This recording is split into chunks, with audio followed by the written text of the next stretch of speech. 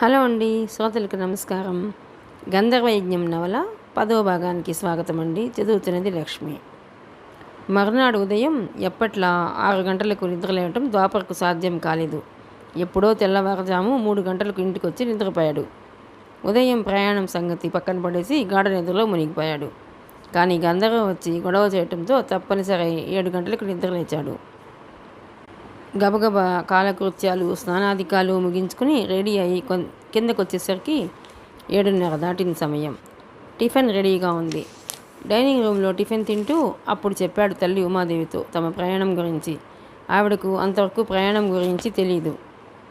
రాత్రి ద్వాపర బయటికి వెళ్ళి వచ్చిన విషయం కూడా తెలీదు. తెలిసిన రత్తాలు కూడా పెద్దవాళ్ళ విషయం ఎందుకు లేని మౌనంగా ఉండిపోయింది. దాంతో ఉమాదేవి కొడుకు వంక సీరియస్గా చూసింది. ఏమిట్రా ఇప్పటికిప్పుడు ప్రయాణం అంటావేంటి? అది గంధర్వం తీసుకెళ్తానంటున్నావు, ఎక్కడికి, ఏం పని అంటూ నిలదీసింది. తప్పదు మమ్మీ, అసలు ముందే ఈ విషయం నీకు చెప్పాలనుకుని మర్చిపోయాను. నందిగా మా ఫ్రెండ్ ఇంట్లో శుభకార్యం, వెళ్ళకపోతే బాధపడతాడు. గంధర్వ కూడా ఆ ప్రాంతం ఎప్పుడు చూడలేదు, వస్తానంటుంది. ప్లీజ్ మమ్మీ, మీరేం కంగారు పడక్కర్లేదు. మేము రావటం కాస్త ఆలస్యం కావచ్చు, రాత్రి ఏదో టైంకి వచ్చేస్తాం అంటూ రిక్వెస్ట్ చేశాడు చిన్న అబద్ధం చేర్చి. సరే ఆలస్యమైనా పర్వాలేదు కానీ ఫోన్ స్విచ్ ఆఫ్లో ఉంచక. ఆ పైన ఈ మధ్య మీ వరసేం బాగలేదు. చిటికి మడికి గొడవ పడుతున్నారు. నా భయం నాది, భద్రంగా తీసుకురావాలి అంటూ హెచ్చరించింది. కారు బయలుదేరి వెళ్లే వరకు పోర్టికోలో ఉండి ఆ జంటను సాగనంపారు ఉమాదేవి, నందినీలు. కారు నగర పొలిమేరలు దాటగానే చారుదత్కి ఫోన్ చేశాడు ద్వాపర్. వెంటనే లైన్లోకి వచ్చాడు చారుదత్. ఏరా, మీరు బయలుదేరారా ఇంకా లేదా అని అడిగాడు. ఇంకా నయంరా, నిద్ర లేచారా లేదా అని అడగలేదు. ఇప్పుడే మా కారు సూర్యాపేట దాటింది. మీరు ఎక్కడున్నారు అని అడిగాడు చారుదత్ అటునుంచి. అబ్బో, మీరు మాకన్నా చాలా వెనుక ఉన్నారా? ప్రొఫెసర్ గారిని జాగ్రత్తగా తీసుకురా, త్వరగా వచ్చేయండి, మీకోసం వెయిట్ చేస్తుంటాం అంటూ లైన్ కట్ చేశాడు ద్వాపర్. అతడి పక్కనే ఉన్న గంధర్వ ఫక్కున నవ్వింది. ఏయ్, ఎందుకా నువ్వెందుకు అబద్ధం చెప్పావు? అందుకే నవ్వాను. సర్లే, మేము ఇప్పుడే నగరం దాటామని చెప్తే వాళ్ళు దారిలో ఎక్కడో కారాపి కూర్చుని మన కోసం ఎదురు చూస్తుంటారు, అందుకే అలా అబద్ధం చెప్పాను అంటూ తను నవ్వాడు. సరే, ఓసారి కారాపు అంది గంధర్వ. ఇక్కడ దేనికి, ఏం కావాలి? చెప్తాను, ఆప్ చేయి. కార్ని రోడ్ సైడ్కి తీసి ఆపాడు. నిన్నింకా నిద్రమత్తు వదలలేదు, వెళ్ళి వెనక సీట్లో హ్యాపీగా నిద్రపో అంది. మరి కారు నేను నడుపుతాను. నువ్వా? అవును, నేనే. ఏం, నేను నడపకూడదా? నీకు డ్రైవింగ్ వచ్చా? అదేమంత బ్రహ్మ విద్యని. వినువీధిన పుష్పక విమానంలో తిరిగేవాళ్ళం ఈ చతుర్చక్ర వాహనం నడుపుట కష్టమా? నాకంతా తెలుసు. సరే, నీ డ్రైవింగ్ భయం లేదనిపిస్తే అప్పుడు నిద్రపోతాను, కమాన్ అంటూ స్టీరింగ్ అందరకు అప్పగించి తన పక్కన కూర్చున్నాడు. ఇంతకీ నీకు మున్నలూరికి దారి తెలుసా? ఆమె కార్ స్టార్ట్ చేస్తుండగా అడిగాడు. నీకన్నా బాగా తెలుసు, సరేనా అంటూ దరహాసంతో కారును ముందుకు దూకించింది. ఆమె డ్రైవింగ్ పద్ధతి చూసి ద్వాపర్ నిర్ఘాంతపోయాడు. ఎక్కడా కంగారు లేదు, తడబాట్లేదు. ఒక ఎక్స్పర్ట్ డ్రైవర్ లాగే కార్ను స్టడీగా పోనిస్తోంది. ద్వాపర్కి నమ్మకం కుదిరింది. దాంతో వెనక సీట్లోకి పోయి నిజంగానే హ్యాపీగా నిద్రపోయాడు. ద్వాపర్ నిద్రలోకి జారుకోవటం గమనించగానే యాక్సిలేటర్ అదిమి కారు వేగాన్ని డబుల్ చేసేసింది గంధర్వ. ద్వాపర్కి తిరిగి మెలకు వచ్చేసరికి కారు ఒక హోటల్ పార్కింగ్లో ఆగుంది. అది గంధర్వ లేపితేనే మెలకు వచ్చింది. అప్పటికీ నిద్రమత్తు తీరలేదు. గంధర్వ అందించిన వాటర్ బాటిల్తో డోర్ తెరిచి ముఖం కడుక్కున్నాడు. ఎక్కడున్నాం? టవల్తో ముఖం తుడుచుకుంటూ యథాలాపంగా అడిగాడు. నందిగామపురమునందు పూటకోళ్ళ గృహ ప్రాంగణమున ఉంటివి సక. పోయి కాఫీ పానము చేసి వచ్చిన ఇక ఈ చతుర్చక్ర రథ చోదన బాధ్యత మీరు తీసుకొనవచ్చును అంది గాంధిక భాషలో అతనెట్టి ఇచ్చేస్తూ గంధర్వ. తల కొట్టుకున్నాడు ద్వాపర్. మళ్ళీ ఆరంభించావా నీ తెలుగు భాష పాండిత్యాన్ని? అప్పుడే నందిగామ వచ్చేసామా? ఇంతకీ టైం ఎంత అంటూ చేతి వాచిలో టైం చూసుకొని కరెంట్ షాక్ కొట్టినట్టు ఉలికిపడ్డాడు. మతిపోయినట్టు గంధర్వ వంక చూశాడు. ఎందుకంటే ఉదయం తమ కారు బయలుదేరి సిటీ దాటేసరికి 8:30 టైం, ఇప్పుడు టైం 10:30. అంటే కేవలం 2 గంటల్లో నందిగామ చేరుకున్నామంటే తమ కారు ఎంత స్పీడ్లో వచ్చి ఉండాలి? ఓ మై గాడ్, నీకు స్టీరింగ్ ఇవ్వటం ప్రమాదమే. ఎంత స్పీడ్లో వచ్చాం? ఆశ్చర్యం నుండి తేరుకుంటూ అడిగాడు. భుజాలు ఎగిరేసింది గంధర్వ. తెలీదు, వెళ్ళి త్వరగా కాఫీ తాగొస్తే బయలుదేరదాం అంది. చారుదత్ కార్ని ఓవర్టేక్ చేసేసావా? వాళ్ళ కారు ఇంత క్రితమే మున్నలూరు మార్గం పట్టింది, మనల్ని చూడలేదు. సరే, ఎలాగూ భోజనం టైం అవుతుంది, పద భోంచేసి వెళదాం. భోజనమా? అక్కడ శాస్త్రి గారు మన కోసం వంటలు సిద్ధం చేయించి ఎదురు చూస్తున్నారు. వెళ్ళి కాఫీ తాగి వచ్చేయి. ద్వాపర కాఫీ తాగి రాగానే స్టీరింగ్ తను తీసుకున్నాడు. మున్నలూరుకి ఈ కారును పరిగెత్తించాడు. ఆ కారు ముందలూరు గ్రామంలో ప్రవేశిస్తుండగా గంధర్వ ద్వాపరతో చెప్పి కారులో అదృశ్యమైంది. కానీ అతనితోనే ఉంది. ద్వాపరకి ఆ ఊరు కొత్త అయినా అదృశ్య రూపంలో పక్కనున్న గంధర్వ డైరెక్షన్లో 4 వీధులు దాటి నేరుగా ప్రభాకర శాస్త్రి గారి భవంతి ముందుకెళ్ళి రోడ్ సైడ్లో కారు ఆపాడు. అప్పటికి అక్కడ గేటు సమీపంలో ఆగుంది చారుదత్ కారు. కారు లాక్ చేసుకుని ద్వాపర్ లోనికి వెళ్తుంటే శాస్త్రి గారే స్వయంగా ఎదురు వచ్చి సాధారణంగా లోనికి తీసుకెళ్లారు. అప్పటికే హాల్లో రిలాక్స్గా సోఫాల్లో ఆసీనులై ఉన్నారు ప్రొఫెసర్ ఆది విష్ణు, చారుదత్తులు. ఇద్దరినే విష్ చేశాడు ద్వాపర్. ఏరా మాకన్నా ముందున్నట్లు ఫోన్లో చెప్పావు, లేట్ అయిందే? వెక్కిరింపుగా అడిగాడు చారుదత్. లేదు లేరా, నేను నందిగామ హోటల్ పార్కింగ్లో ఉండగా మీ కారు రావటం చూశాను, ఎలాగూ వస్తున్నాను, అందుకే మిమ్మల్ని ఆపలేదు అంటూ నవ్వుతూ కవర్ చేసేసాడు ద్వాపర్. పక్కనే మూడో సోఫాలో కూర్చున్నాడు. ఇంతకీ ఒకటివే వచ్చావు, గంధర్వ రాలేదా? సందేహంగా అడిగాడు ప్రభాకర్ శాస్త్రి.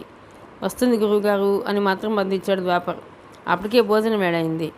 పరామర్శల అనంతరం అంతా డైనింగ్ రూమ్కి చేరారు.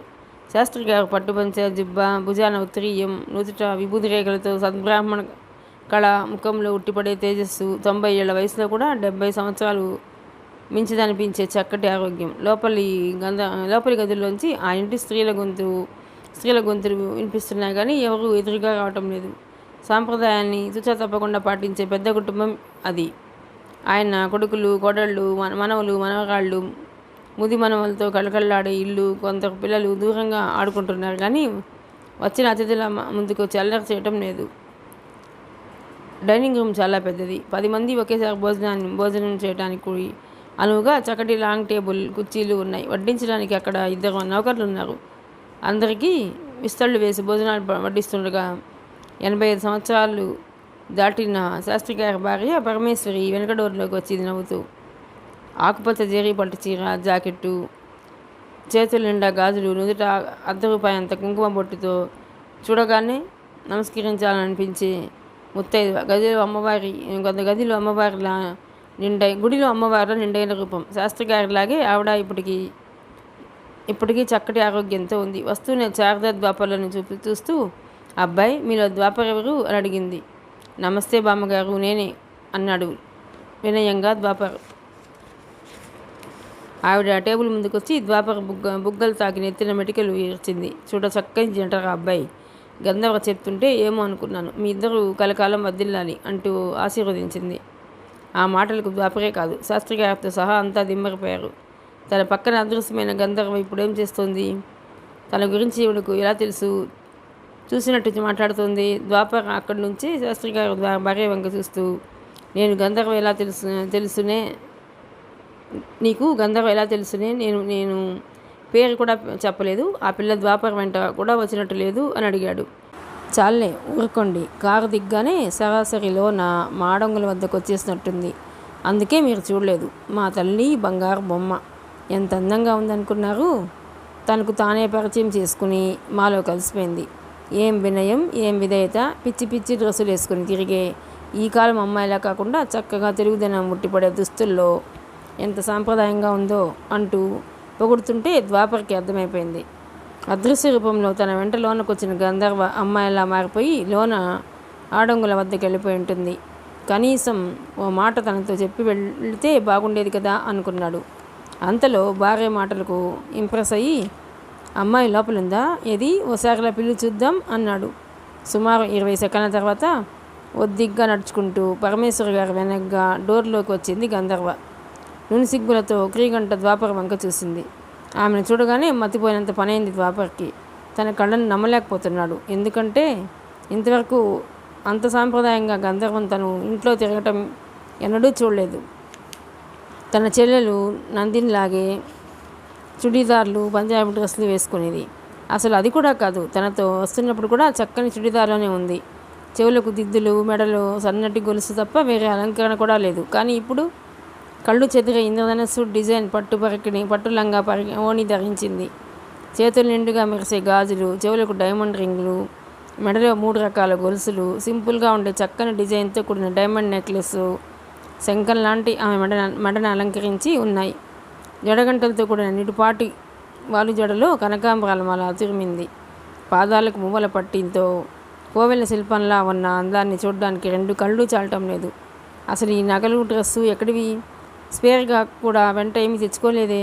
తను ఫుల్ గంధర్వ కదా, కోరిన రూపమే కాదు కోరుకున్న దుస్తుల్లో కూడా మారిపోగల శక్తిమంతురాలని మర్చిపోయాడు. అతడి అవస్థ చూసి ముసిముసిగా నవ్వింది గంధర్వ. ఓ పక్క ద్వాపర ఆలోచనలు అలా సాగుతుంటే మరో పక్క గంధర్వని చూసిన తక్షణం తమకు తెలియకుండానే దిగ్గున లేచి నిలబడ్డాడు శాస్త్రి గారు. ప్రొఫెసర్ ఆది విష్ణు చారుదత్తులు కలలో చూసింది కళ్ళెదుట సాక్షాత్కరించినంత సంభ్రమంగా గంధర్వనే చూస్తున్నారు. డ్రెస్సు మారిందే కానీ రూపురేఖలన్నీ తాము టోనోస్కోప్లో వీక్షించినట్టే ఉన్నాయి. తమ కళ్ళెదుట ఉన్నది సాధారణ యువతి కాదు, మానవులకు చూడ సాధ్యం కాని దేవకాంత. గంధర్వ ఎవరో అక్కడున్న వాళ్ళల్లో ద్వాపరతో కలిపి ఆ నలుగురికే తెలుసు. నిత్య యవ్వనంతో విలసిల్లే దేవలోక సుందరి. ఆమె వయస్సెంతో ఎవరికీ తెలియదు. కొన్ని వందలు కాదు వేల సంవత్సరాలు అయి ఉండవచ్చు.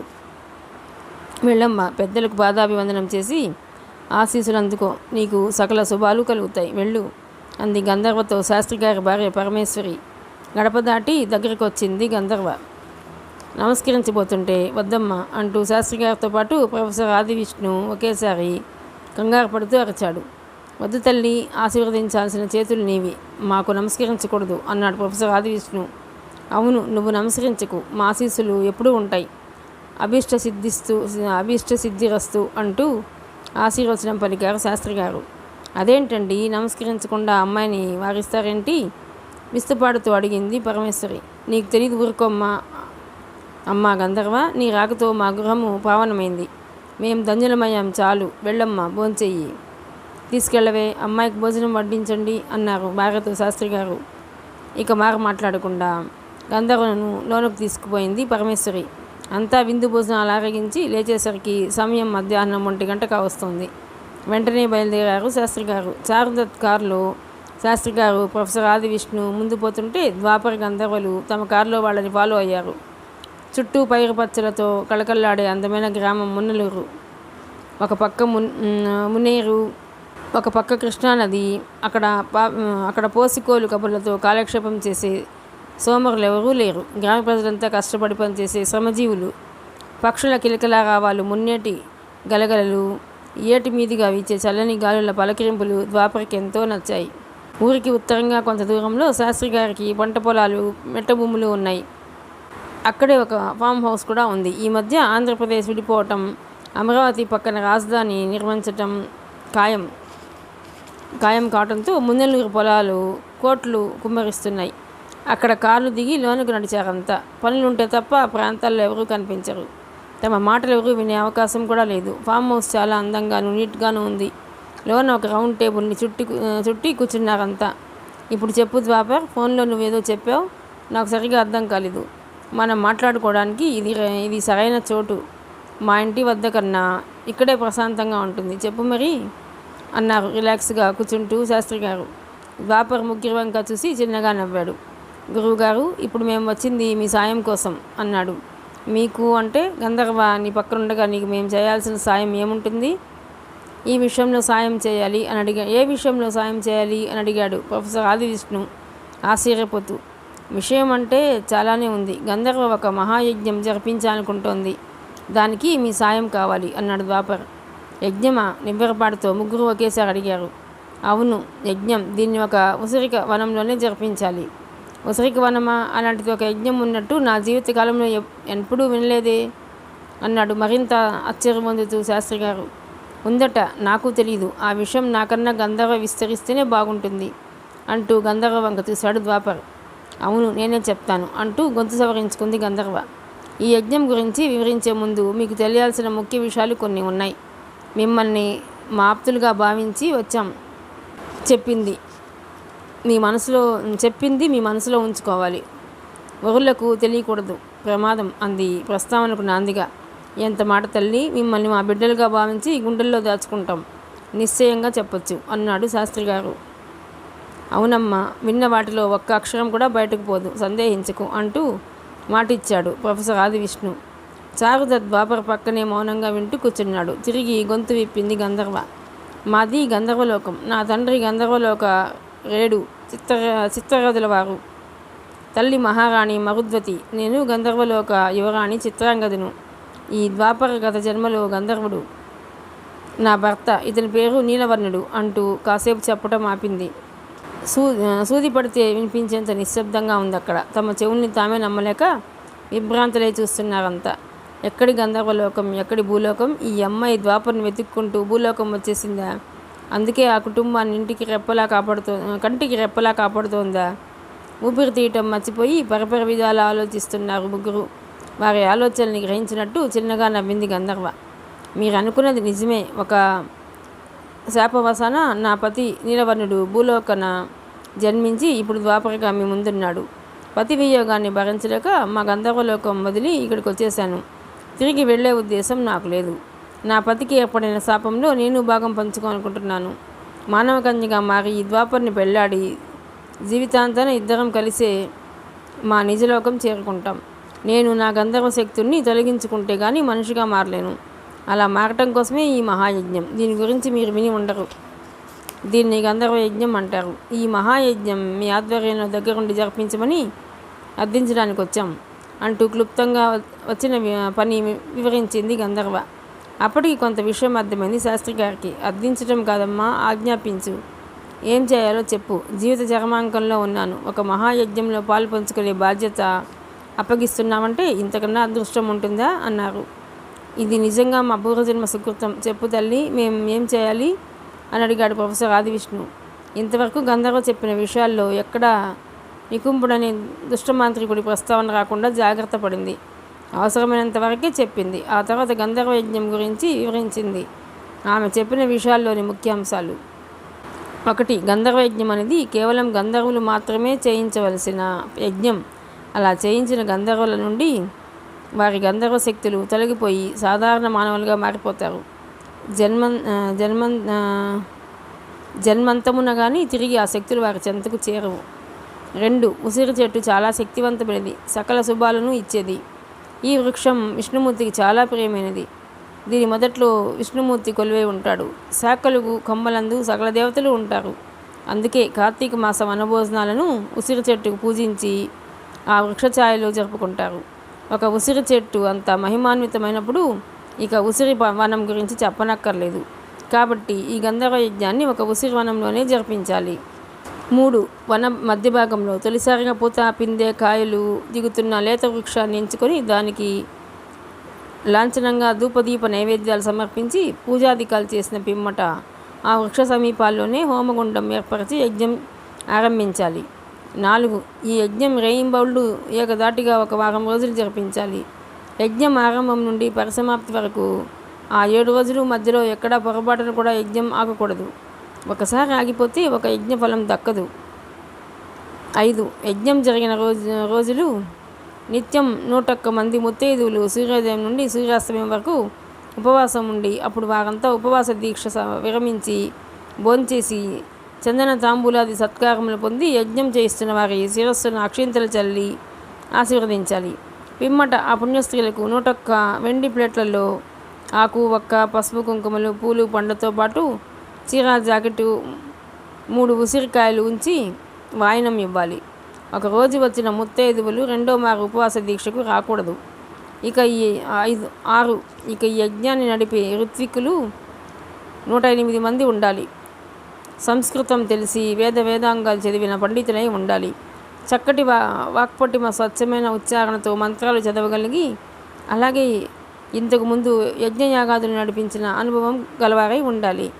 అలాంటి వారు 2 గ్రూపులుగా ఉండి పగలు ఒక గ్రూపు 54, పగలు ఒక గ్రూపు 54, రాత్రి మరో గ్రూపు 54గా రేయింబవళ్ళు యజ్ఞం కొనసాగించాలి. 7 ఇక ఈ యజ్ఞం జరిగే చోటు ఉసిరి వనం సొంత వనమై ఉండుట చాలా మంచిది. యజ్ఞం పరిసమాప్తి కాగానే తొలిగా ఏ ఉసిరి వృక్షానికి ప్రథమ పూజ చేశారో తొలగిన గంధర్వ శక్తులు ఆ వృక్షాన్ని ఆశ్రయించుకొని ఉంటాయి. ఆ వనాన్ని కావలి కాస్తుంటాయి. ఎందుకంటే మనిషిగా మారిన యజ్ఞకర్త మనిషిగా దేహం చాలించే వరకు ఉసిరి వృక్షం వనంలోని మిగిలిన వృక్షాలు అన్నీ క్షేమంగా ఉండాలి. వనానికి హాని జరిగితే కీడు కలుగుతుంది, కాబట్టి శక్తులు కాపలా ఉంటాయి. పొరబాటున వనంలోని ఉసిరి వృక్షాలను ఎవరన్నా నరికినా నెత్తురుకు కక్కుకుని చస్తారు. కాబట్టి వనాన్ని చుట్టి ప్రహరీతో పాటు గేటు తప్పనిసరి. వనానికి హాని చేసే ఉద్దేశం లేని వారికి అక్కడ ఎలాంటి ప్రమాదం ఉండదు. 8 ఉసిరి వనాన్ని ఎవరికి అమ్మకూడదు. యజమాని వెంట లేకుండా ఎవరూ లోన అడుగు పెట్టకూడదు. 9 యజ్ఞకర్త వివాహాది సకల శుభకార్యాలను ఈ వనంలోనే జరిపించుకోవడం శుభదాయకం. ఈ విధంగా గంధర్వ వివరించిన విషయాల్లో గంధర్వ యజ్ఞం యొక్క విశేషాలు తెలుసుకుని ఆశ్చర్యచకితులయ్యారంతా. సందేహం లేదు, ఈ మహాయజ్ఞానికి చాలా ఖర్చు అవుతుంది.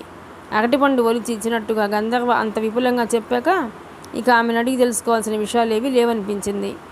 మాటల సందర్భంలోని జీడిమెట్ల ప్రాంతంలోని తన 5 ఎకరాల ఉసిరి తోటని ఇచ్చేస్తానన్నాడు చారుదత్. బదులుగా అదే ప్రాంతంలో తనకు సొంతమైన 7 ఎకరాల మామిడి తోటను చారుదత్కి ఇచ్చేట్టే ఒప్పందం చేసుకున్నాడు ద్వాపర్. ఇక మిగిలిన విషయాల్లో యజ్ఞయాగాదులు చేయటంలో ఘనాపాటీలైన ఋత్విక్కులతో శాస్త్రి గారికి పరిచయం ఉంది.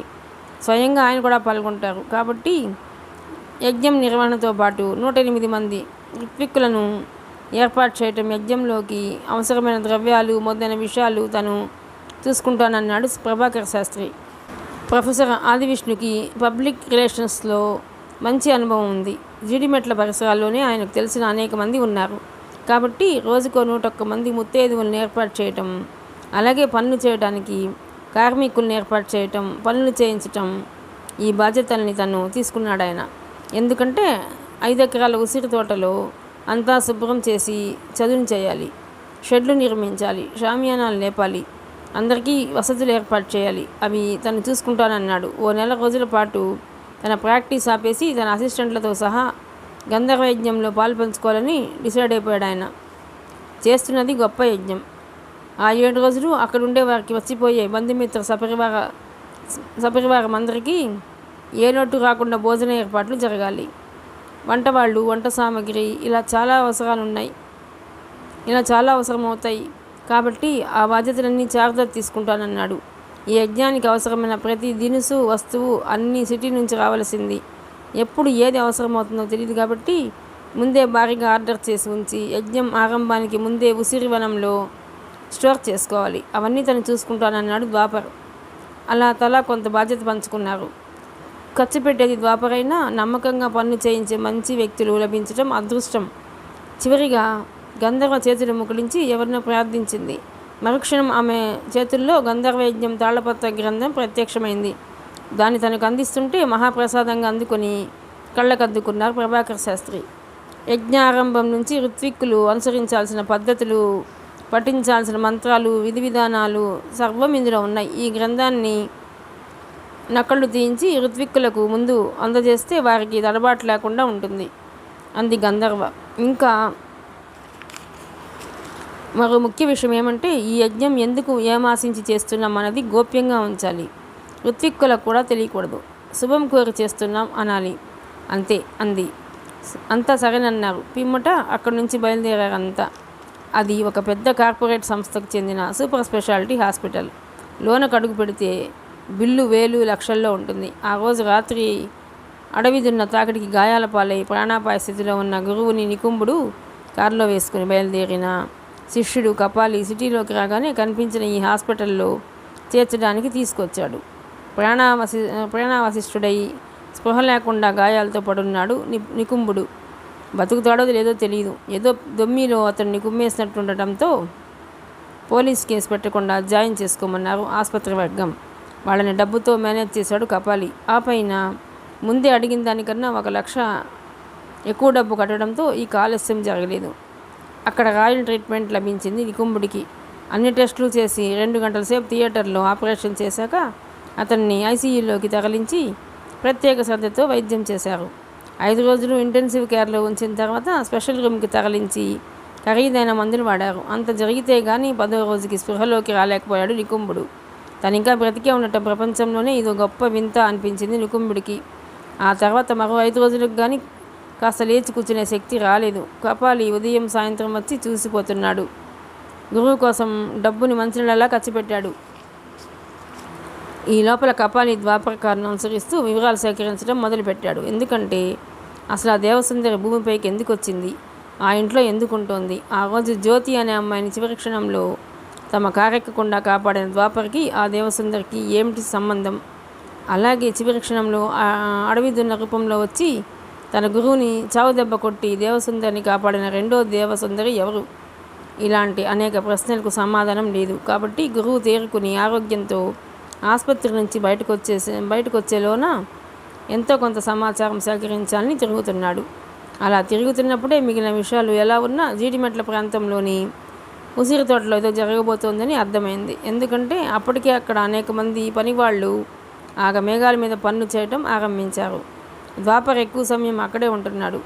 ఉసిరి తోట మొత్తం నేల మీద పిచ్చి మొక్కలు, రాళ్ళు రప్పలు లేకుండా శుభ్రం చేసి చదును చేస్తున్నారు. మరోపక్క తోట మధ్యలో విశాలమైన పెద్ద రేకులు షెడ్డు నిర్మాణం జరుగుతోంది. చాలామంది అక్కడ నిరంతరం పనులు చేస్తున్నారు. 5 ఎకరాల తోటను చుట్టి ప్రహరీ కూడా లేపుతున్నారు. ఇదంతా కాపాడి గమనిస్తూనే ఉన్నాడు.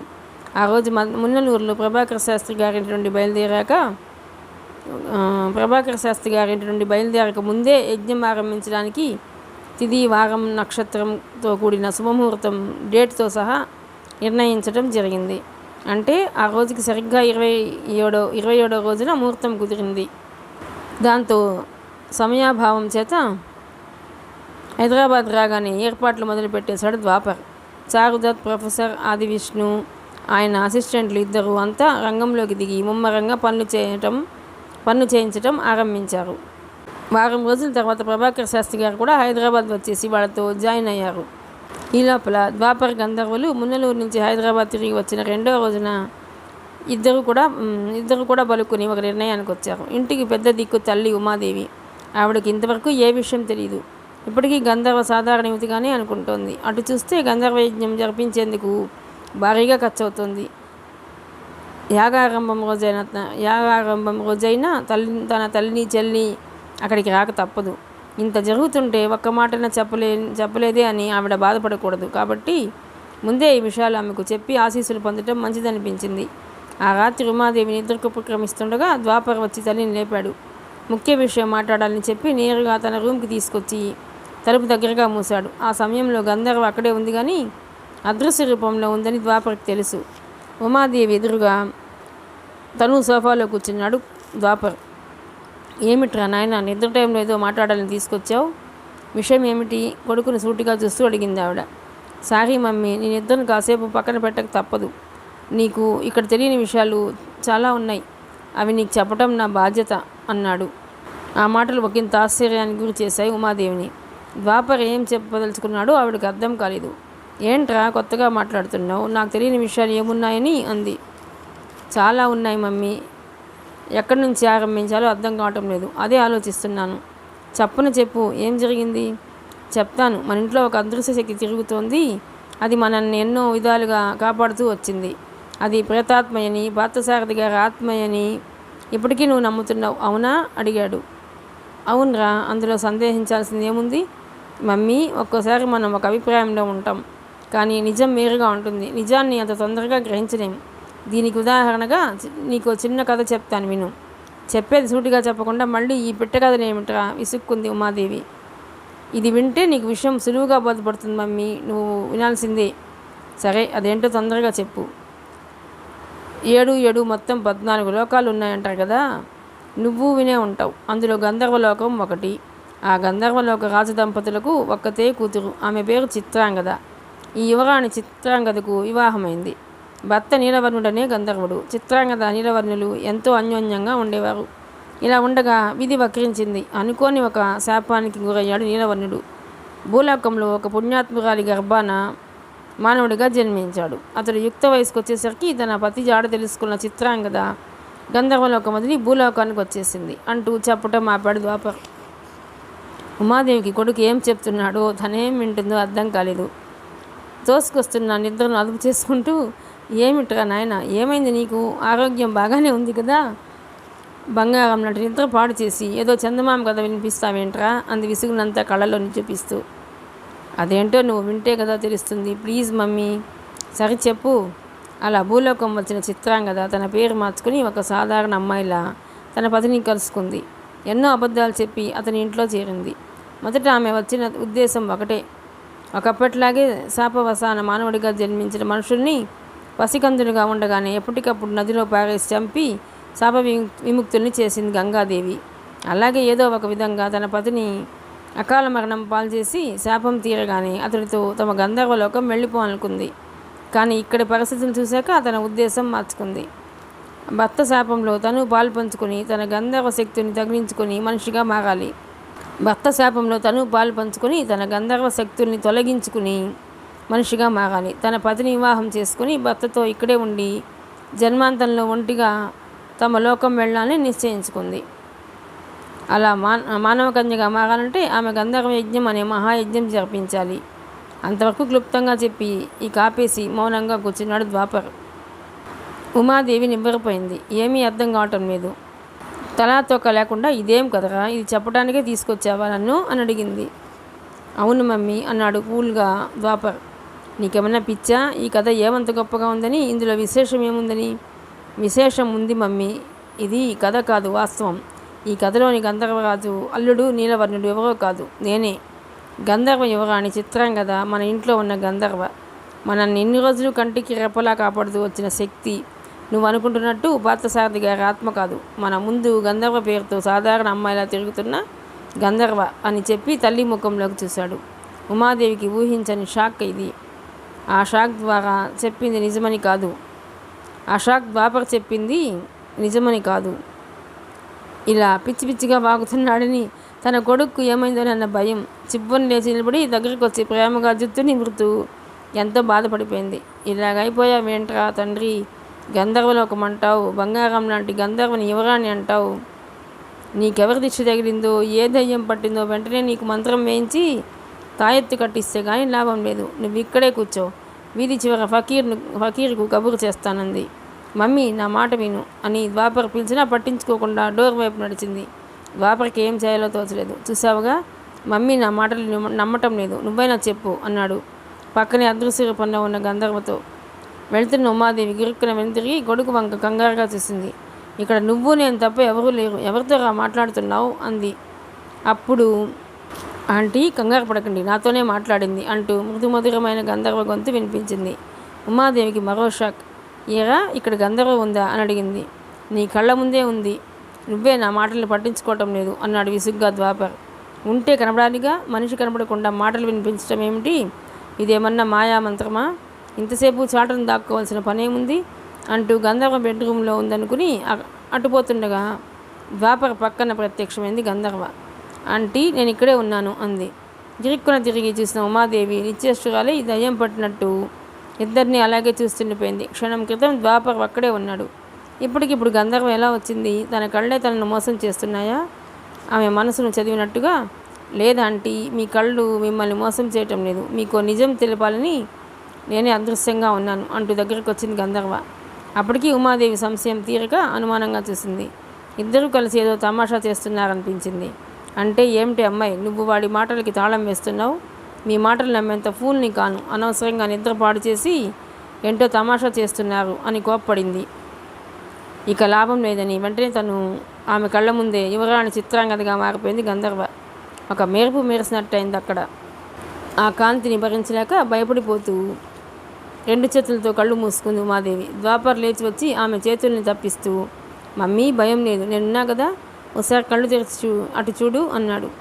ఆంటీ కళ్ళు తెరవండి అంటూ చిత్రాంగద పిలుపుతో ఒకంత ధైర్యం తెచ్చుకొని కళ్ళు తెరచి చూసింది ఉమాదేవి. అంతే, దివ్య తేజస్సులో వెలిగిపోతున్న చిత్రాంగద సౌందర్యాన్ని సంభ్రమాశ్చర్యాలతో అలా చూస్తుండిపోయింది. రూపురేఖలు గంధర్వలానే ఉన్నాయి, కానీ ఈ నవమోహనాకారాన్ని చూడ్డానికి రెండు కళ్ళు చాలవనిపించింది. గంధర్వలో ఒక యువరాణిగా శిరస్సున మణిమయ రత్న కిరీటం కాంతునితోంది. ఆమె ధరించిన దుస్తులు సమ్మోహనంగా ఉన్నాయి. ఆమె ధరించిన అనేక ఆభరణాలు వాటి మణుల కాంతులతో గది పట్టపగల్లా వెలిగిపోతోంది. మమ్మీ ఇప్పుడైనా నమ్ముతావా? గంధర్వ మానవ కన్య కాదు, గంధర్వ సుందరి అని తల్లిని అడిగాడు ద్వాపర్. అతడి ప్రశ్నకు బదులు చెప్పలేదు ఉమాదేవి. దేవతలు ఉన్నారంటే ఉన్నారనుకొని నిత్య పూజలు చేయటమే కానీ నిజంగా ఒక దేవతని ప్రత్యక్షంగా ఎన్నడూ చూసి ఎరగదు. ఇప్పుడు చూస్తోంది. కళ్ళెదుట ఆంటీ అని తిరుగుతున్న గంధర్వ ఎవరో ఇంతవరకు తను గుర్తించకపోవటం నిజంగా తన అవివేకమే. భయభక్తులతో కన్నీళ్లు పొంగుతుండగా 2 చేతులు జోడించి నమస్కరించబోతున్న ఉమాదేవిని చప్పున వారించింది చిత్రాంగద. ఆంటీ, మీరు నా పతికి జన్మనిచ్చిన తల్లి, మీరు ఆశీర్వదించాలి కానీ మాకు నమస్కరించకూడదు. ఇప్పటికే నా ద్వాపర మాటలు మీరు నమ్మితే చాలు. నా నిజరూపు ప్రదర్శించింది నిజం చాటేందుకే కానీ భయపెట్టడానికి కాదు. నన్ను మీ అప్పటి గంధర్వలాన్ని చూడండి అంది. ఇక చాలమ్మ, ద్వాపర చెప్తుంటే ఏమో అనుకున్నాను, ఇప్పుడు పూర్తిగా నమ్ముతున్నాను. నీ అసలు రూపాన్ని దర్శించే అదృష్టం కలిగింది, నాకు అది చాలు. నువ్విలా దేవతగా నా ముందుంటే నాకు మాటలు రావు. ఎప్పట్లా మా గంధర్వగా మారిపోతల్లి అంది ఉమాదేవి. వెంటనే ఎప్పటిలా గంధర్వగా మారిపోయింది చిత్రాంగద. ఉమాదేవి ద్వాపర చేతిని విడిపించుకొని సోఫాలో కొలబడింది. ఎదురుగా కూర్చున్నాడు ద్వాపర్. గంధర్వ వచ్చి అతని పక్కన కూర్చుంది. ఏరా, ఇంత జరుగుతుంటే ఒక్క మాటైనా నాతో చెప్పావు కాదు? మీ గురించి నాకు తెలియకూడదనుకున్నావా అంది కళ్ళు తుడుచుకుంటూ ఉమాదేవి. నాకే చాలా రోజుల వరకు అర్థం కాలేదు మమ్మీ, ఇక నీతో ఏం చెప్పను అంటూ ఇక ఏది దాచకుండా జరిగిందంతా వివరించాడు ద్వాపర్. అంతా విని భారంగా నిట్టూర్చింది ఉమాదేవి. గంధర్వ యజ్ఞం జరిపించడానికి ఎంత ఖర్చు అవుతుంది అడిగింది. సుమారు 10 కోట్లు ఖర్చు కావచ్చని అంచనా మమ్మీ. 10 కాదు, 20 కోట్లు ఖర్చు పెట్టు, ఘనంగా జరగాలి. అంతేకాదు, శాంతి సౌఖ్యాల కోసం గంధర్వ చేత శాంతి హోమం చేయిస్తున్నామని, ఇదవగానే త్వరలో మీ వివాహం జరుగుతుందని ప్రచారం చేద్దాం. అప్పుడు ఎవరికీ అనుమానం రాదు. రేపు నన్నోసారి జీడిమెట్ల తీసుకెళ్ళు, ఉసిరి తోటలో పనులు ఎలా సాగుతున్నాయో నేను చూస్తాను అంది. ఆ విధంగా అనుమతి కూడా లభించడంతో ద్వాపర గంధర్వుల సంతోషానికి అవధులు లేవు.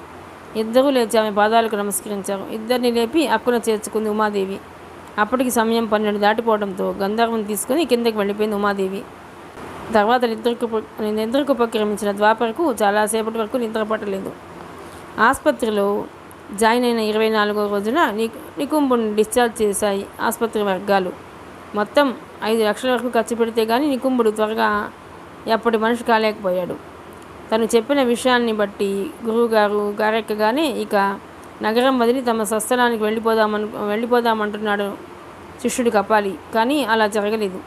కారెక్కగానే నేరుగా పటాన్ చెరువు వద్ద సంఘటన జరిగిన చోటుకు పోనిమ్మన్నాడు నికుంభుడు. ఇంత జరిగినా గురువుగారికి బుద్ధి రాలేదు. ఆ దేవకన్యను వదిలే ఉద్దేశం ఉన్నట్టు లేదు. వాటి సంఘటన తలుచుకుంటే ఇప్పటికీ తనకి గుండె బేజారైపోతోంది. ఆమె శక్తివంతమైన దేవత, ఆమెకు ఇతర దేవతల సాయం ఉంటుంది. వాళ్లతో వైరం అవసరమా? ఎంత గొప్ప మాంత్రికుడైనా ఒంటిగా తన గురుడు ఏం సాధించగలడు? కపాలి తనలో తాను మదన పడిపోతున్నాడు. కానీ గురువు ఎదుట నోరు విప్పటానికి ధైర్యం చాలటం లేదు. నీలం రంగు కారు నేరుగా పటాన్ చెరువు దక్షిణ ఒడ్డున సంఘటనా స్థలానికి చేరుకుంది. అప్పటికి సమయం సాయంత్రం 4 గంటలు. సాధారణంగా ఆ ప్రాంతమంతా ఎప్పుడు నిర్మానుష్యంగా ఉంటుంది. ఇప్పుడు అలాగే ఉంది. జరిగిన సంఘటనకు సాక్షిగా నెగడులోని బొగ్గులు కట్టెలు చెల్లాచెదురుగా పడున్నాయి. పిండి బొమ్మ నామరూపాలు లేకుండా పోయినా దానికి చుట్టిన చున్నీ కొంతమేర నిప్పుల్లో కాలి అక్కడే ముళ్ళ పొదకు తగులుకొనింది. నికుంభుడు జాగ్రత్తగా చున్నీని తీసి కాలిన భాగం తొలగించి మిగిలిన భాగాన్ని తన జేబులో ఉంచాడు. ఆలోచిస్తూ వచ్చి కాస్త ఎత్తుగా ఉన్న బండరాతి మీద కూర్చున్నాడు. ఆ రోజు ఆ బండ వెనకే దాక్కుని ప్రాణాలు కాపాడుకున్నాడు కపాలి. చెప్పురా శిష్య, ఇదే చోట ఆ రాత్రి నేను తెలివి తప్పిన తర్వాత ఏం జరిగినది? నీవు ఏమి చూసినావు అంటూ కపాలి వంక చూస్తూ ప్రశ్నించాడు నికుంభుడు. గురువుగారు, అయిందేదో అయినది, ఇప్పుడు అవసరమా? గండం గడిచి బ్రతికి బయటపడినారు, చాలదా? దేవతలతో కయ్యమ్మనికి అవసరమా? ఇదేదో చాలా శక్తివంతమైన దేవసుందరి, తనకి ఇతర దేవతలు సాయం వస్తారు, మనకెవరు వస్తారు? గురువుగారు, నా మాట వినండి. ప్రయత్నిస్తే మరొక చోట ఎక్కడో ఏదో ఒక దిక్కుమాలిన దేవకన్య దొరకపోదు. దీన్ని వదిలేయండి గురువుగారు. నగరం వదిలి వెళ్ళిపోయి మరో చోట ప్రయత్నం చేద్దాం అంటూ గురువుకి నచ్చ చెప్పాలని ప్రయత్నించాడు కపాలి. ఆ మాటలకు ధర అడ్డంగా ఊపి గంభీరంగా చూశాడు నికుంభుడు. వలను కాదురా శిష్య, జీవితాన ఇంతవరకు అన్ని జయములే కానీ పరాజయములేరుగని మేటి మాంత్రికుణ్ణి. ఈ ఓటమిని అంగీకరించి భయం ఉంది భీతిల్లి పిరికివాని వలె వెనుతిరగలేను. ఆ గర్విష్ఠి దేవసుందరిని పట్టి బంధించుకొని పోయి ఆ తల్లి కంకాళిని మాతకు బలివ్వకున్నా ఇక నా ఆశయం బేమి కావలే? నేను బ్రతికి ప్రయోజనమేమి? జంకులేక చెప్పుమురా, ఏమి జరిగినదప్పుడు అన్నాడు. గురువుగారు ఇక తన మాట వినేట్టు లేడని కపాలికి అర్థమైంది.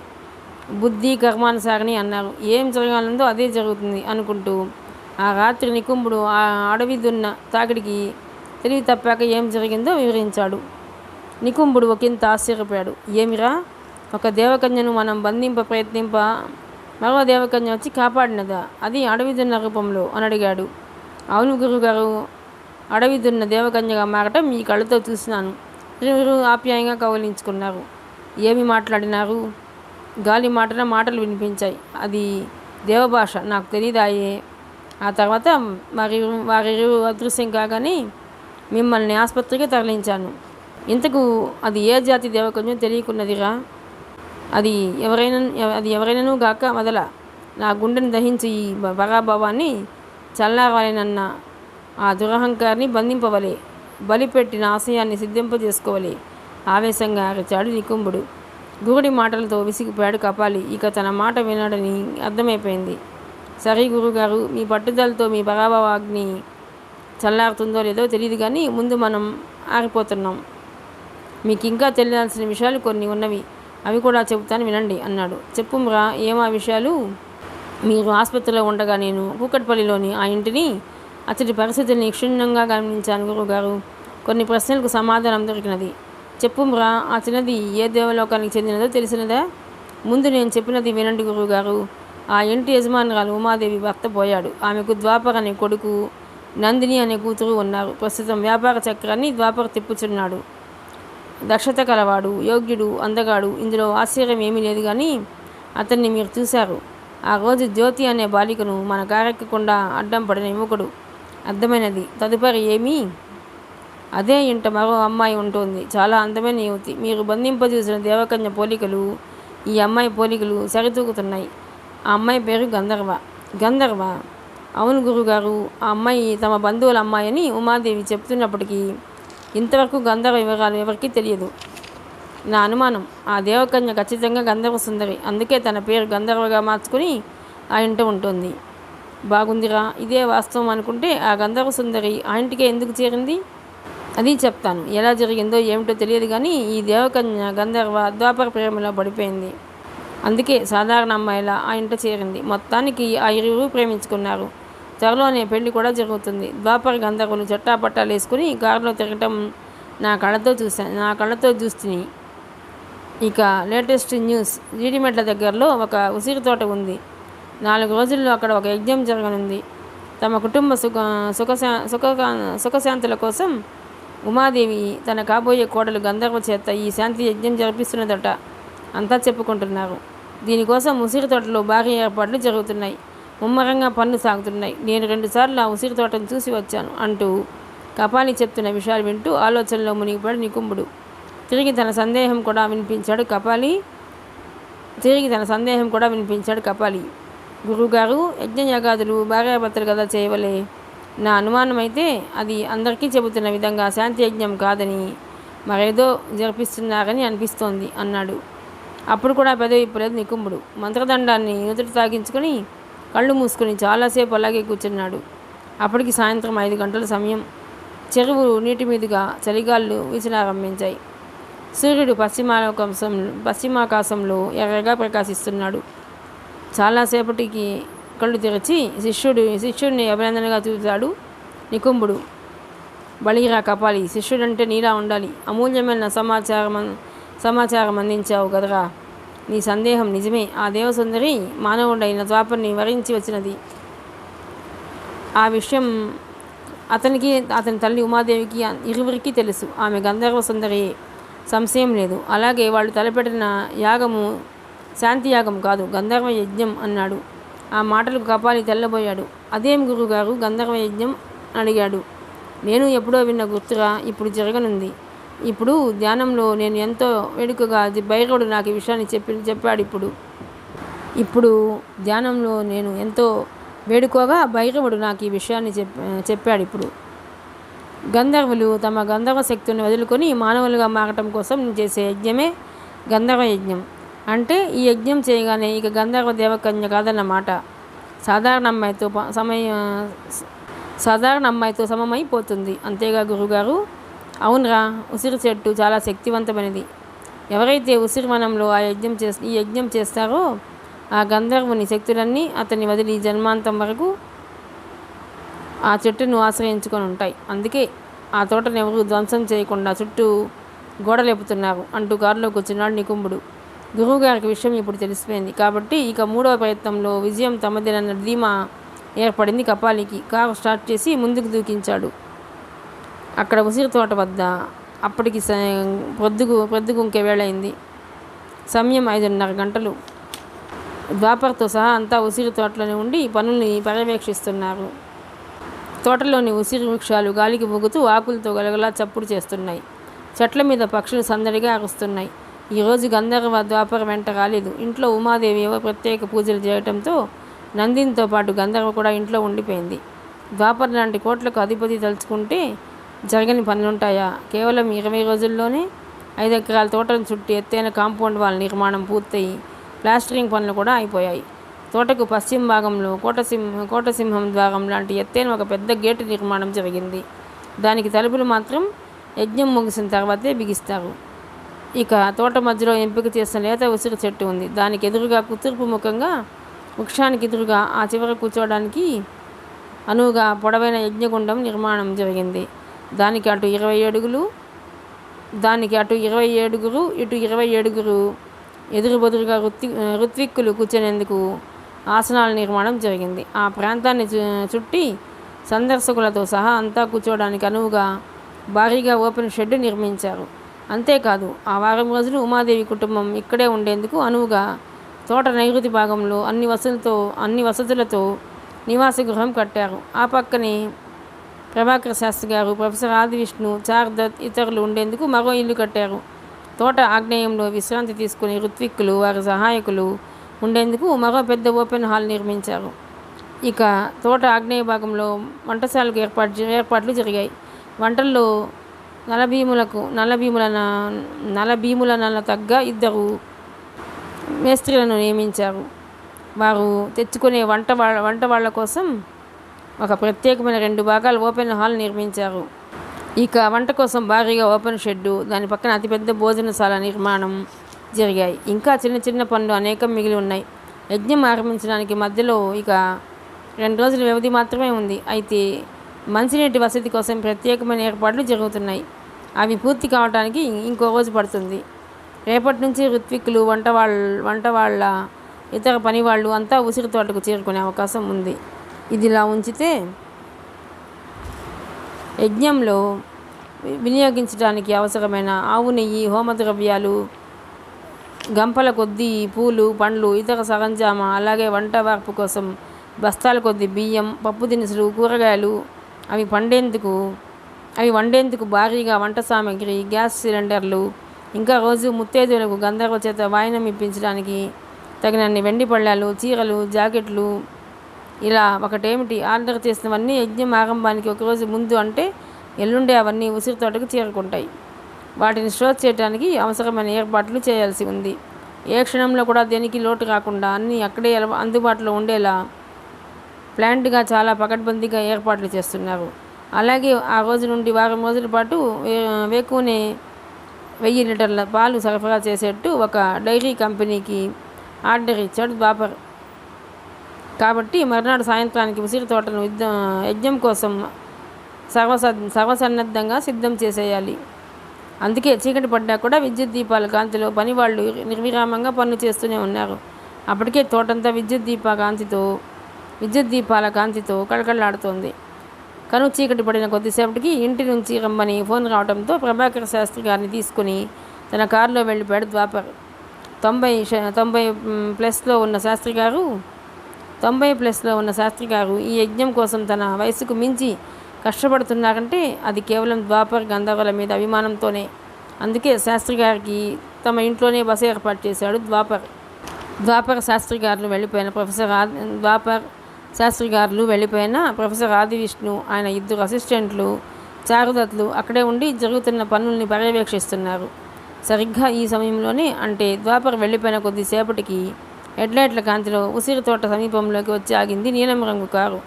గురు శిష్యులిద్దరూ కారు దిగారు. ఎదురుగా దేదీప్యమానంగా వెలిగిపోతున్న ఉసిరి తోటను చూస్తుంటే మతిపోయింది ఇద్దరికి. తమను చావు దెబ్బ కొట్టిన గంధర్వ కోసం అక్కడ జరుగుతున్న భారీ ఏర్పాట్లు చూస్తుంటే కడుపు మండిపోతోంది. గురువుగారు, ఏమైనా సరే మనం మాత్రం ఓసారి లోనకెళ్ళి అక్కడ జరుగుతున్న పనుల్ని నిర్మాణాల్ని చూడాల్సిందే అన్నాడు కపాలి. నికుంభుడికి చూసి రావాలనుంది. కానీ ఇలాగే లోనకెడితే ఆ దేవకన్య ఎక్కడున్నా పసిగట్టి వెంటనే తన మీదకి దాడి చేసే అవకాశం ఉంది.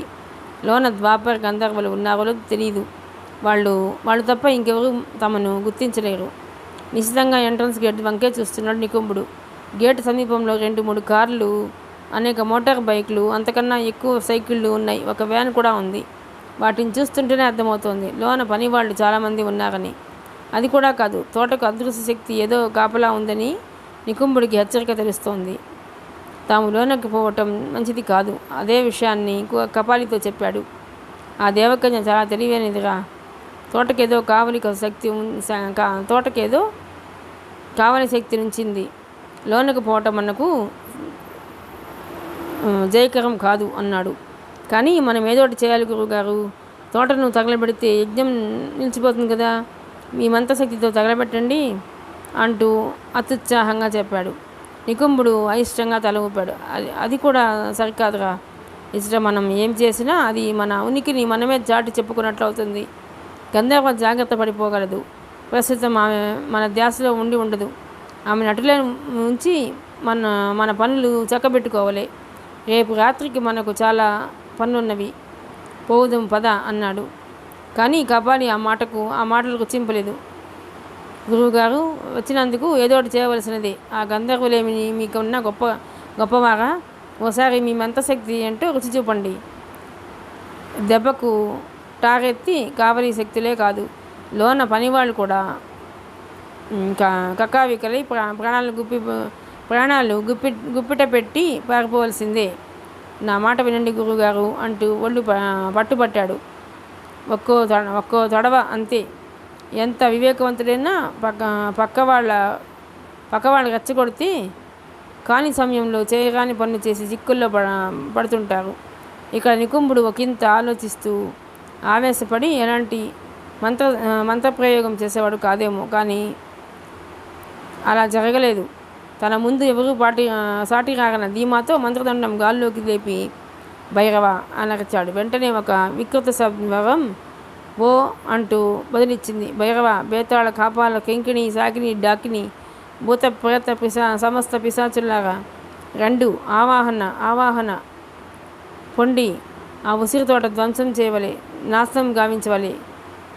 చెట్లను పెకిలించండి, కట్టడాల్ని కూల్చివేయండి, నిప్పులు కుప్పించండి, పెనుగాలులతో అలల్లాడించండి పొండి అంటూ ఆజ్ఞాపించాడు. మరుక్షణమే అనేక క్షుద్రశక్తులు రణగొణ ధ్వనితో గురుశిష్యుని చుట్టి నీడల్లా గాల్లో తిరుగుతూ ఒక్కసారిగా ఉసిరి తోట మీదకు దూసుకెళ్ళాయి. అంతే, ఉసిరి తోటలో జంజామారతం ఇచ్చింది. మహావృక్షాలు సైతం ఊగిపోనారంభించాయి. కుండపోతగా మబ్బులు లేకుండానే హూరన వర్షం ఫెటేలమంటూ ఎరుపు తీగలు పుట్టి పిడుగులు పడుతున్నాయి. ఆ పెనుగానికి మహావృక్షాలు సైతం కూకటి వేళతో సహా కూలిపోతున్నాయి. ఎటు చూసినా బగబగమంటూ తోటలోని కట్టడాలు, రేకులు, షెడ్డు కిరకిరా శబ్దాలతో కూలిపోతున్నాయి. ధ్వంసం, వినాశనం. తోట మొత్తం సర్వనాశనం అవుతోంది. ఇంతవరకు పనులు చేస్తున్న తోటలోని పనివాళ్ళు హాహాకారాలు చేస్తూ ప్రాణాలు గుప్పిట్లో ఉంచుకొని పారిపోయి వస్తున్నారు.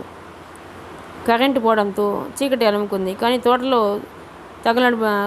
తగలబడుతున్న వృక్షాల వలన ఎర్రని వెలుగు చుట్టూ వ్యాపిస్తోంది. ఆ బీభత్స భయానక దృశ్యాలను వీక్షిస్తూ వికటాటహాసం చేశాడు నికుంభుడు. అతని ముఖం మీద ఎర్రటి మంటలు కాంతి ప్రతిఫలిస్తూ మరింత క్రూరంగా కనిపిస్తుంది వదనం.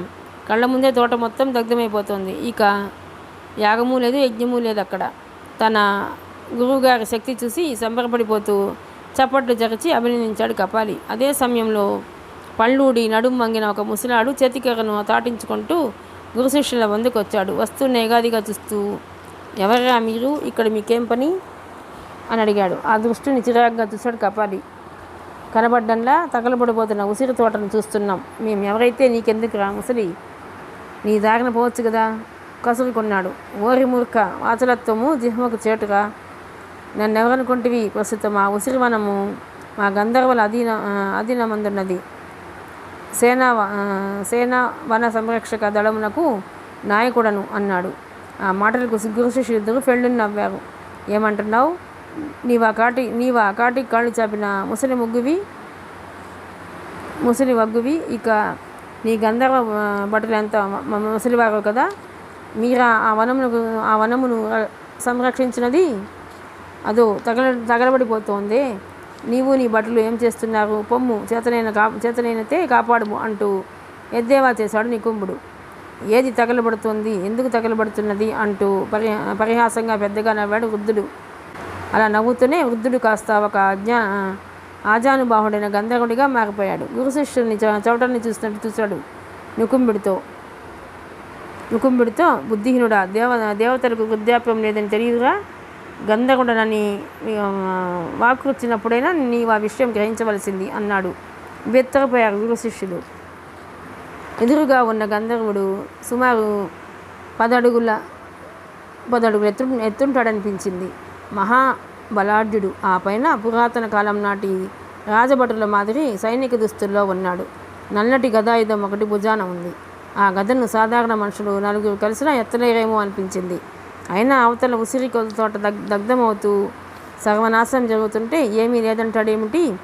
గంధర్వ, తోటలో జరుగుతున్న విషయం నీకు కనిపించటం లేదా? తోటలో జరుగుతున్న విధ్వంసం నీకు కనిపించటం లేదా? ఏమీ జరిగినట్టు నా శక్తి కించపరుస్తున్నావేమీ? ధైర్యం తెచ్చుకుని అడిగాడు నికుంభుడు. బలిరా మానవుడా, నీ శక్తి అద్భుతమే, కానీ మీరు గాంచినదంతయు మాయ, గంధర్వ మాయ. దాని ముందు మీరెంతా? ఆ మాయలో పడి నిజంగా నీ శక్తులు ఉసిరివనమును ధ్వంసం చేశాయనుకుంటున్నావు. అది నిజం కాదు. మా గంధర్వులు నీవు తోటపైకి ప్రయోగించిన శక్తుల్ని తరిమి కొడుతున్నారు. చూడండి అంటూ చేయి గాలిలో ఆడించాడు గంధర్వుడు. వెంటనే మాయ తొలగి నిజం కనిపించనారంభించింది. ఇప్పుడక్కడ ఉరుములు లేవు, మెరుపులు, పిడుగులు లేవు, మంటలు లేవు. ఎప్పటిలా విద్యుత్ దీపాల కాంతితో తోట కళకళలాడుతోంది. పని వాళ్ళు ప్రశాంతంగా పనులు చేసుకుంటున్నారు. గురు శిష్యులిద్దరికీ మతిపోయినంత పనైంది. అంతేకాదు, తాము చిక్కుల్లో పడుతున్నారని నికుంభుడికి అర్థమైంది. గంధర్వ కన్య కాబట్టి ఉసిరి తోటను గంధర్వులు తమ రక్షణలోకి తీసుకోవటంలో ఆశ్చర్యం లేదు. కానీ ఆ విషయం తెలియక తను కపాలి మాటలకు ఉప్పొంగి వెనుక ముందులు ఆలోచించకుండా తోటను ధ్వంసం చేయమని తన శక్తుల్ని తరిమాడు. అవి తోటపైన గగన మార్గంలో వివిధ ఆయుధాలతో దాడి చేస్తున్న గంధర్వ సైనికుల చేతిలో చావు దెబ్బలు తింటూ దిక్కులు పట్టి పారిపోతుండటం తను చూడగలుగుతున్నాడు. ఇప్పుడు ఏమిటి దారి? వీళ్ళు తమను వదులుతారా? ఏదో విధంగా తప్పించుకోవాలి, లేదంటే తమకు నూకలు చల్లినట్టే ఆలోచిస్తున్నాడు నికుంభుడు. కానీ కపాలి అయితే గంధర్వుడికి గదనే భయంగా చూస్తున్నాడు. దాంతో ఒక్క దెబ్బ చాలు, తమ గురు శిష్యులిద్దరూ ఒకేసారి చేస్తారు. గంధర్వుడు తమాషగా ఇద్దరిని చూస్తూ దగ్గరికి వచ్చాడు. గదను నేలకు ఆంచి పట్టుకుని మెచ్చుకోలుగా చూశాడు. రూపం చూసి మోసపోవటం ఈ మానవులకే చెల్లినదిగా. నరులారా, మీరు ఏ ఉద్దేశంలో మా తోటను నాశనమునర్చ వచ్చితిరో కానీ అది మీకు అసాధ్యమని తెలిసింది కదా. మీరు శిక్షార్హులే అయినను మీ మంత్రశక్తి కదా కడు శ్లాఘనీయము. ప్రతిభను గౌరవించుట మా గంధర్వుల సంప్రదాయము. కావున బ్రతికిపోతిరి. ప్రథమ తప్పిదము మిమ్ముల మన్నించితి. మరొక్క పరి ఈ పరిశ్రమలందు మీరుగాన వచ్చినా మీకు చావు తప్పదు. పొండి, తక్షణం మరలిపొండు అంటూ కటువుగా హెచ్చరించాడు గంధర్వుడు. వాడు ఎంత కటువుగా హెచ్చరించినా కూడా ఆ పలుకులు తమ చెవుల్లో తేనె పోసినట్టుంది గురు శిష్యులకు. ఇంత సులువుగా వాడు తమను వదిలేస్తాడని అనుకోలేదు. బహుశా తమకు గంధర్వకు గల శత్రుత్వం గురించి వీడికి తెలిసి ఉండదు. ఏది ఏమైనా తమ అదృష్టం అందలం మీద ఊరేగుతోంది. తక్షణం నిష్క్రమించటం క్షేమం. అలా పరిపరి విధాలు ఆలోచిస్తున్న గురు శిష్యులు ఇక క్షణం కూడా ఆలస్యం చేయకుండా గిరుక్కున వెనుతిరిగి తమ కారు ఎక్కేశారు. కపాలి కారు స్టార్ట్ చేసి ట్యూబ్లైట్ల కాంతిలో వచ్చిన దారినే వెనక్కు పరిగెత్తించాడు. దుమ్ము తెరలు రేపుతూ కారు కదిలిన మరుక్షణం ఆ గంధర్వుడు అక్కడి నుంచి అదృశ్యమయ్యాడు. మిగతా కథ 11వ భాగంలోనండి. ప్లీజ్ అండి, ఈ నవల కనుక మీకు నచ్చినట్లయితే లైక్ చేయండి, షేర్ చేయండి, సబ్స్క్రైబ్ చేయండి.